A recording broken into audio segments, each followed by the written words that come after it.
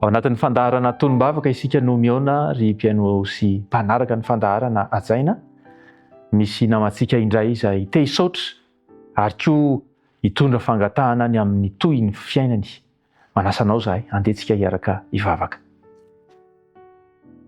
Andriamanitra rainay izay any an-danitra, Tompo sy mpamonjy anay ianao.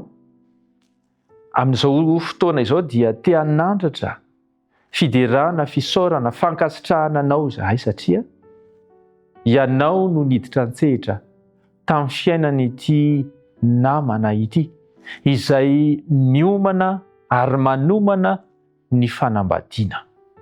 Inonay fa avy aminao ny fanambadiana ary ianao no niditra an-tsehatra tamin'ny fiainany rehetra teo aloha hatramin'izao ary azo ny tsapain-tanana izany ka hiderana sy hankasitrahana anao. Miray fo amin'izany koa izay Andriamanitra, meteza handray izany fisaorana sy fankasitrahana izany eo amin'ny seza fiandriananao.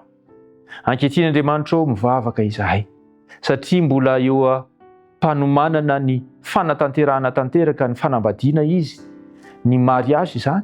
Hialo avy Andriamanitra, arovy koa mba tsy ho tratry ny loza, ny fahakapanahy, ny aretina maro samihafa, fa mba ho tontosa sy ho lavorary avokoa ny fiomanana sy ny fanomanana rehetra ao amin'izany, ary mba ho voninahitry ny anaranao, ho fitahiana ho an'ny tokantrano, ho fifaliana ho an'ny fianakaviana sy ny fiarahamonina ary ny mpiray finoana.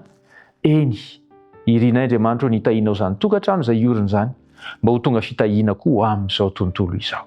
Andriamanitra masina ary no hamasinao ny fanambadiana. Aoka ho masina eo anatrehan'izany tanora namana izany ihany koa izany, ka hitondrany ny fiainany hanome voninahitra anao mandrakariva. Dia hita izao fandarana izao ianao, hita ny mpiara mitolona mbavaka rehetra, hita ireo izay manjoy izao fandarana izao koa ianao. Noho ny anaran'i Jesosy Kristy Tomponay. Amen.